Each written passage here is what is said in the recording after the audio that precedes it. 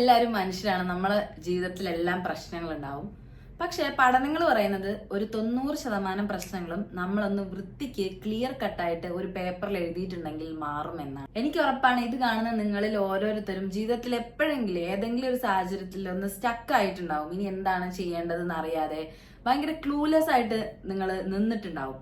അപ്പോൾ അങ്ങനെയുള്ളവർക്ക് may be ഒരു ഗെയിം ചേഞ്ചർ ആയിരിക്കും ജേർണലിംഗ് എന്ന് പറയുന്ന ഒരു ചെറിയ ആക്ടിവിറ്റി. എനിക്കും ഇതുപോലെ പല സന്ദർഭങ്ങളിലും എന്താണ് ചെയ്യേണ്ടതെന്ന് അറിയാതെ ഞാൻ വളരെയധികം സ്റ്റക്കായിട്ട് നിന്ന ഒരുപാട് സാഹചര്യങ്ങൾ ഉണ്ടായിട്ടുണ്ട്.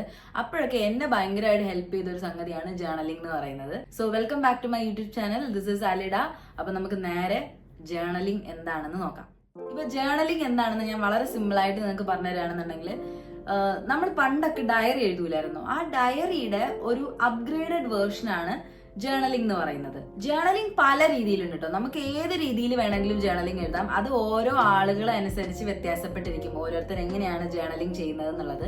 ഇപ്പൊ ജേർണലിംഗിന്റെ ടൈപ്സ് പറയുകയാണെന്നുണ്ടെങ്കിൽ, സിമ്പിൾ ആയിട്ട് പറയുകയാണെന്നുണ്ടെങ്കിൽ, നമ്മുടെ യേ ജവാനി ഹേ ദിവാനി സിനിമയ്ക്കകത്ത് രൺബീർ കപൂറിന്റെ ഒരു വലിയ ബുക്കില്ലേ, പുള്ളി പോകാൻ ഉദ്ദേശിക്കുന്ന രാജ്യങ്ങൾ, അവിടുത്തെ ഓരോ സ്പോട്ടുകൾ, അവിടുത്തെ ഫോട്ടോസ്, അതൊക്കെ വെച്ചിട്ടുള്ള ഭയങ്കര കൊളാഷ് പോലത്തെ വളരെ ബ്യൂട്ടിഫുൾ ആയിട്ടുള്ള ഒരു വലിയൊരു ബുക്ക്.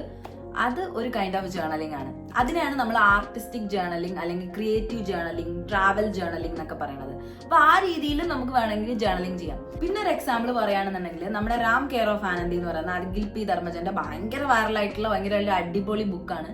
ആ ബുക്കിനകത്ത് ആനന്ദി റാമിനോടുള്ള പ്രണയം തുറന്നു പറയാൻ പറ്റാതെ അതൊരു ബുക്കിൽ ഇങ്ങനെ എഴുതി എഴുതി വെക്കുന്നുണ്ട്. അത് ഒരു നരേറ്റീവ് ജേർണലിംഗ് ആണ്. അതുപോലെ തന്നെ നിമ്ന വിജയുടെ ഏറ്റവും പ്രിയപ്പെട്ട എന്നോട് എന്ന് പറയുന്ന ബുക്കിനകത്ത് അതിഥി മഹാദേവിന് കത്തുകൾ എഴുതുന്നുണ്ട് ഡയറിക്കകത്ത്. അതും ഒരു നരേറ്റീവ് കൈൻഡ് ഓഫ് ജേർണലിംഗ് ആണ്. പല കൈൻഡ് ഓഫ് നരേറ്റീവ് ജേർണലിംഗ് ഉണ്ട്. അതിൽ ഒന്നാമത്തെ ഡെയിലി ജേർണലിംഗ് ആണ്. ഡെയിലി ജേർണലിംഗ് എന്ന് പറഞ്ഞാൽ നമ്മൾ ക്ലാസിക് ഡയറി, നമ്മൾ ആൻ ഫ്രാങ്കിന്റെ ഡയറി കുറിപ്പൊക്കെ പോലെ ഇന്ന് ഇന്നതാണ് സംഭവിച്ചത്, ഇന്ന് ഞാൻ ഇവിടെയാണ് പോയത്, ഇന്ന് ഇങ്ങനെയൊക്കെയാണ് ഞാൻ കഴിച്ചത്, ഇന്ന് ഇങ്ങനത്തെ കാര്യങ്ങളൊക്കെയാണ് സംസാരിച്ചത്, എന്റെ ഫ്രണ്ട് എന്നോട് ഇന്ന് ഇങ്ങനെ പറഞ്ഞപ്പോൾ എനിക്ക് വിഷമായി, അപ്പൊ ഞാൻ അവളോട് തിരിച്ചിങ്ങനെയാണ് പറഞ്ഞത്. അങ്ങനെയൊക്കെ നമ്മുടെ ഒരു ഡെയിലി ലൈഫിൽ സംഭവിക്കുന്ന കാര്യങ്ങൾ അതുപോലെ ഒരു ഡയറി പോലെ എഴുതുന്നതിനെയാണ് നമ്മൾ ഡെയിലി ജേർണലിംഗ് എന്ന് പറയുന്നത്. ഇനി ഗ്രാറ്റിറ്റ്യൂഡ് ജേർണലിംഗ്. ഗ്രാറ്റിറ്റ്യൂഡ് ജേർണലിംഗ് ഞാൻ എപ്പോഴും ട്രൈ ചെയ്യുന്ന ഒരു കാര്യമാണ്. നമ്മൾ ഭയങ്കര ഡെസ്പായിട്ടിരിക്കുന്ന സമയത്തൊക്കെ ട്രൈ ചെയ്യാൻ പറ്റിയതാണ് gratitude journaling. For example, I am grateful for talking with this person, I am grateful for being here, I am grateful that I have a cat, I am grateful for my parents, I am grateful for my friends. അങ്ങനെ I am grateful that I have finish reading this book. പിന്നെ goal oriented journaling ഉണ്ട്. Goal oriented എന്ന് പറയുമ്പോൾ എനിക്ക് ഇന്ന ദിവസത്തിനുള്ളിൽ ഇന്ന കാര്യം അച്ചീവ് ചെയ്യണം, അതിനായിട്ട് ഞാൻ ഇന്ന കാര്യങ്ങളൊക്കെയാണ് ചെയ്യാൻ പോകുന്നതെന്ന് വളരെ ഡീറ്റെയിൽ ആയിട്ട് ഡിസ്ക്രിപ്റ്റീവ് ആയിട്ട് എഴുതുന്നതിനെയാണ് പറയുന്നത്. ഫോർ എക്സാമ്പിൾ, ഇപ്പൊ ഞാൻ ഈ ഒരു വീഡിയോ എടുക്കണം. അപ്പൊ വീഡിയോ എടുക്കണം എന്നുണ്ടെങ്കിൽ ഞാൻ ഇതൊക്കെ ആദ്യം റിസർച്ച് ചെയ്യണം. അതിനെന്ത് ചെയ്യണം, ഞാൻ ഇരിക്കണം. ഓക്കെ, അപ്പൊ അത് ഞാൻ ഞാൻ ഇങ്ങനെയൊക്കെയാണ് റിസർച്ച് ചെയ്യാൻ പോകുന്നത്, എന്നിട്ട് ഞാൻ ഇങ്ങനെയൊക്കെയാണ് പോയിന്റ്സ് എഴുതാൻ പോകുന്നത്, എന്നിട്ട് ഞാൻ ഇങ്ങനെയൊക്കെയാണ് അത് ഷൂട്ട് ചെയ്യാൻ പോകുന്നത്, ഇങ്ങനത്തെ കാര്യങ്ങളാണ് ഞാൻ എൻ്റെ വീഡിയോയിൽ പറയാൻ പോകുന്നത്, എന്നിട്ട് ഞാൻ അത് ഇങ്ങനത്തെ രീതിയിലാണ് ഞാൻ എഡിറ്റ് ചെയ്യുന്നത്, അതിനുശേഷം ഇത്രാമത്തെ തീയതിയാണ് ഞാൻ അത് പബ്ലിഷ് ചെയ്യുന്നത്. ഇതാണ് ഗോൾ ഓറിയന്റഡ് ജേർണലിംഗ് എന്ന് പറയുന്നത്. പിന്നെ ഞാനൊക്കെ ചെയ്യുന്ന ഒരു സംഭവം എന്ന് വെച്ചാൽ ബുള്ളറ്റ് ജേർണലിംഗ് എന്ന് പറയും. ബുള്ളറ്റ് ജേർണലിംഗ് എന്ന് പറഞ്ഞാൽ നമ്മൾ പ്ലാൻ ചെയ്യുക, നമ്മുടെ ഗോൾ സെറ്റ് ചെയ്യുക, നമ്മുടെ മൂഡ് ട്രാക്ക് ചെയ്യുക, അതിന്റെ അങ്ങനത്തെ ആക്ടിവിറ്റീസ് ഒക്കെ നമ്മൾ ജേർണലിനകത്ത് ചെയ്യുക. അത് നമുക്ക് കടയിൽ നിന്ന് വാങ്ങിയിട്ട് നമുക്ക് ചെയ്യാൻ പറ്റും, അല്ലാതെ ഒരു ബുക്കിൽ നമുക്ക് ചെയ്യാൻ പറ്റും. അതിനാണ് നമ്മൾ ബുള്ളറ്റ് ജേർണലിംഗ് എന്ന് പറയുന്നത്. How to start journaling. നമുക്ക് ജേർണലിംഗ് എങ്ങനെ തുടങ്ങാം? ജേർണലിംഗ് തുടങ്ങാന്ന് പറയുന്നത് ഭയങ്കര സിമ്പിൾ ആയിട്ടുള്ള ഒരു കാര്യമാണ്. നമുക്ക് ആകെ വേണ്ടത് ഒരു ബുക്കും ഒരു പെന്നുമാണ്. ഓക്കെ, ഒരു ബുക്കും ഒരു പെന്നും ഉണ്ടെങ്കിൽ ആർക്ക് വേണമെങ്കിലും ഒരു ജേർണലിംഗ് തുടങ്ങാം. അതിനിപ്പം നമുക്ക് ഭയങ്കര ഡയറി വേണം, അല്ലെങ്കിൽ മറ്റേ പോലത്തെ വലിയ ബുക്ക് വേണം, അങ്ങനെയൊന്നുമില്ല. പിന്നെ നിങ്ങളുടെ പ്രിഫറൻസിന് അനുസരിച്ചിട്ട് നിങ്ങൾക്ക് അത് അപ്ഗ്രേഡ് ചെയ്ത് എടുക്കുകയും ചെയ്യാം. സാധാരണ ഒരു ക്ലാസ്മേറ്റിന്റെ ഒരു 10 രൂപയുടെ ഒരു നോട്ട്ബുക്ക്, ഇപ്പൊ 10 രൂപയ്ക്ക് നോട്ട്ബുക്ക് ഉണ്ടോ എന്ന് എനിക്കറിയില്ല, ഞാൻ പഠിച്ച സമയത്തൊക്കെ ഉണ്ടായിരുന്നു. അപ്പൊ അങ്ങനത്തെ ഒരു നോട്ട്ബുക്കിലും നിങ്ങൾക്ക് ജേർണലിംഗ് ഭയങ്കര സുഖമായിട്ട് സ്റ്റാർട്ട് ചെയ്യാവുന്നതേ ഉള്ളൂ. പിന്നെ പെന്നിന്റെ കാര്യം പറഞ്ഞാൽ ചിലർക്ക് കളർ പെൻ യൂസ് ചെയ്യാൻ താല്പര്യം ഉണ്ടാവും. അപ്പൊ അങ്ങനെയുള്ളവർക്ക് കളർ പെൻസ് യൂസ് ചെയ്യാം. നോർമൽ ആയിട്ടുള്ള ബോൾ പെൻസ് ഉണ്ടെങ്കിൽ അത് യൂസ് ചെയ്യാം, മാർക്കർ യൂസ് ചെയ്യാം, ഹൈലൈറ്റർ യൂസ് ചെയ്യാം. അങ്ങനെ അറിയാലോ, അങ്ങനത്തെ പെന്നുകൾ കാര്യങ്ങളൊക്കെ യൂസ് ചെയ്യാം. പിന്നെ ചിലർക്ക് ഇപ്പം ഈ ക്രിയേറ്റീവ് ആയിട്ട് ചെയ്യുന്നവർക്ക് സ്റ്റിക്കേഴ്സ് വേണ്ടി വരും, അപ്പം ഫോട്ടോസ് വേണ്ടി വരും, അതൊക്കെ നമുക്ക് കടയിൽ നിന്ന് മേടിക്കാൻ കിട്ടും. അപ്പൊ ആ രീതിയിലൊക്കെ നിങ്ങൾക്ക് നിങ്ങളുടെ ജേർണലിനെ എങ്ങനെയൊക്കെ ബ്യൂട്ടിഫുൾ ആക്കാൻ പറ്റുമോ അങ്ങനെയൊക്കെ ബ്യൂട്ടിഫുൾ ആക്കാൻ വേണ്ടി പറ്റും. ജേർണലിംഗ് ചെയ്യാൻ വേണ്ടിയിട്ട് ഒരു പെർട്ടിക്കുലർ ടൈം എപ്പോഴും മാറ്റി വെക്കുന്നത് നല്ലതാണ്. ചിലർക്ക് രാവിലെ ജേർണലിംഗ് ചെയ്യുമ്പോഴായിരിക്കും ഇഷ്ടം, ചിലർക്ക് രാത്രി ചെയ്യുമ്പോഴായിരിക്കും ഇഷ്ടം. അത് നിങ്ങൾക്ക് കൺവീനിയന്റ് ആയിട്ടുള്ള രീതിയിൽ നിങ്ങൾക്ക് അത് സെറ്റ് ചെയ്യാവുന്നതാണ്. ഇനി നമ്മൾ ഡ്യൂറേഷൻ നമ്മൾ എത്ര നേരം നമ്മൾ ജേർണലിംഗ് ചെയ്യണം? ചിലരൊക്കെ ഞാൻ കണ്ടിട്ടുണ്ട് 1 മണിക്കൂർ 1.5 മണിക്കൂറൊക്കെ ജേർണലിംഗ് ചെയ്യണത്. ഞാൻ മാക്സിമം മേ ബി ഒരു 20 മിനിറ്റ്സ് ഒക്കെ ജേർണലിംഗ് ചെയ്യുമായിരിക്കും. നിങ്ങൾ ആദ്യമായിട്ട് ചെയ്യണവരാണെന്നുണ്ടെങ്കിൽ ഒരു 5 മിനിറ്റ് 10 മിനിറ്റ് ഒക്കെ ചെയ്താൽ മതി. ആദ്യം തന്നെ നമുക്ക് പോയിട്ട് 2.5 മണിക്കൂർ മറ്റേ സിനിമ റിലീസ് ചെയ്യണ പോലെ നമുക്ക് ജേർണലിംഗ് നമുക്ക് ചെയ്യാൻ പറ്റില്ല. അപ്പം മെല്ലെ മെല്ലെ സ്റ്റാർട്ട് ചെയ്യാം. ഇപ്പൊ ഫസ്റ്റ് ഡേ ആണെന്നുണ്ടെങ്കിൽ നിങ്ങൾ 2 to 3 മിനിറ്റ്സ് ജേർണലിംഗ് ചെയ്താലും അത് അടിപൊളിയാണ്. പിന്നെ ഞാൻ ആദ്യം പറഞ്ഞു, ജേർണലിംഗ് തുടങ്ങാന്ന് പറഞ്ഞാൽ ഭയങ്കര എളുപ്പമായിട്ടുള്ള ഒരു കാര്യമാണ്. എല്ലാ കാര്യവും അതെ, തുടങ്ങാൻ ഭയങ്കര എളുപ്പമാണ്.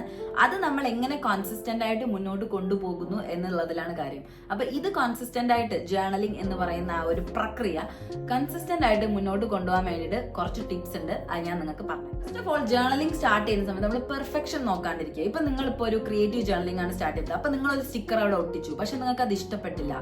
അപ്പൊ നിങ്ങൾ അയ്യോ അതത്ര പെർഫെക്റ്റ് ആയില്ലല്ലോ, അല്ലെങ്കിൽ ഞാനിപ്പോ ഇങ്ങനെ എഴുതി അപ്പൊ ഗ്രാമർ ശരിയായില്ല, അല്ലെങ്കിൽ ഞാൻ ഇങ്ങനെ എഴുതിയപ്പോ എന്റെ അക്ഷരത്തെറ്റ് വന്നു, ഇതിനി തെറ്റി ഞാൻ ഇതാക്കണം, അല്ലെങ്കിൽ ഞാൻ പേജ് കയറണം, അങ്ങനെയൊന്നും ചിന്തിക്കാതിരിക്കുക. ഇത് നിങ്ങൾ മാത്രം കാണുന്ന നിങ്ങളുടെ സമാധാനത്തിന് വേണ്ടിയിട്ട് നിങ്ങൾ എഴുതുന്ന ഒരു സാധനമാണ് ജേർണലിംഗ്. അപ്പൊ നമ്മൾ മാത്രം അറിയുന്ന നമ്മുടെ എന്താ പറയാ നെഗറ്റീവ്സ്, അല്ലെങ്കിൽ നമ്മൾ വേറെ ആരെയും കാണിക്കാൻ ആഗ്രഹിക്കാത്ത കാര്യങ്ങൾ, അങ്ങനത്തെ കാര്യങ്ങളൊക്കെയാണ് അതിലുണ്ടാവും. നമ്മൾ അതിലൊരു പെർഫെക്റ്റ് ആണെന്ന് നമ്മൾ നോക്കേണ്ട ഒരു കാര്യമില്ല.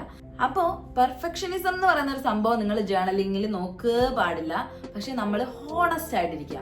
നമ്മളൊരു കാര്യം നമ്മൾ എഴുതുമ്പോൾ, അല്ലെങ്കിൽ നമ്മളിപ്പോൾ എഴുതുന്നത് നമ്മുടെ പാർട്ണറുമായിട്ട് ഉണ്ടായ ഒരു പ്രശ്നമാണ് നമ്മൾ എഴുതുന്നതെന്നുണ്ടെങ്കിൽ അത് ആസ് അങ്ങനെ തന്നെ എഴുതുക.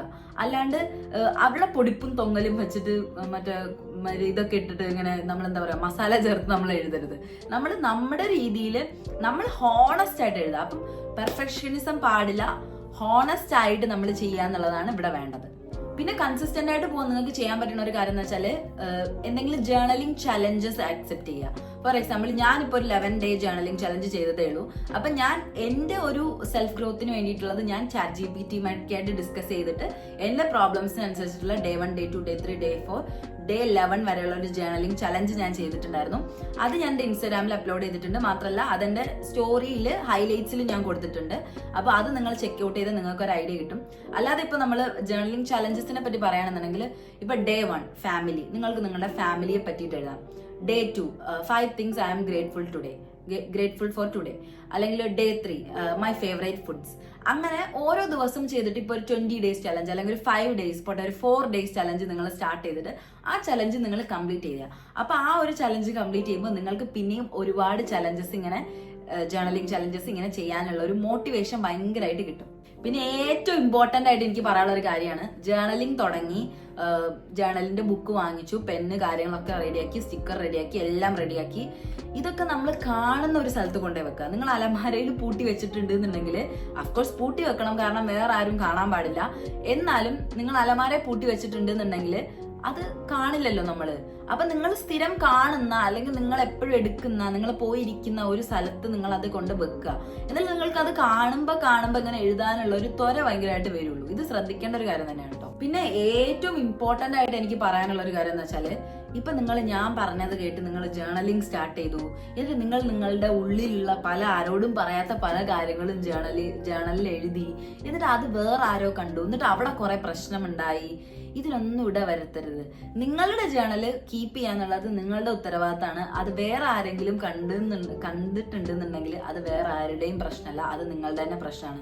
So be careful. അപ്പൊ എല്ലാവരും ജേർണലിംഗ് സ്റ്റാർട്ട് ചെയ്യുക. അപ്പം നിങ്ങൾ ഇൻസ്റ്റാഗ്രാമിലൊക്കെ സ്റ്റോറി ഇടുകയാണെന്നുണ്ടെങ്കിൽ എന്നെയും കൂടെ ഒന്ന് ടാഗ് ചെയ്യുക. ഇപ്പം ഞാൻ ഇൻസ്പയർ ചെയ്യുന്നുണ്ടെങ്കിൽ, ഞാൻ എൻ്റെ ഒരു ഇൻഫ്ലുവൻസ് കാരണം നിങ്ങൾ ജേർണലിംഗ് സ്റ്റാർട്ട് ചെയ്തിട്ടുണ്ടെങ്കിൽ അതൊക്കെ എന്നോട് പറയാം. അതൊക്കെ കേൾക്കുമ്പോൾ എനിക്ക് ഭയങ്കര ഒരു സന്തോഷമാണ്. അപ്പോൾ എന്തായാലും എല്ലാവരും സ്റ്റാർട്ട് ചെയ്യുമ്പോൾ സ്റ്റോറിയും കാര്യങ്ങളൊക്കെ ഇടുക, കാരണം എല്ലാവരും അറിയട്ടെ നിങ്ങൾ ജേർണലിംഗ് ചെയ്യുന്നുണ്ട് എന്നുള്ളത്. So keep journaling, let people know that you are journaling, and continue journaling. Happy journaling.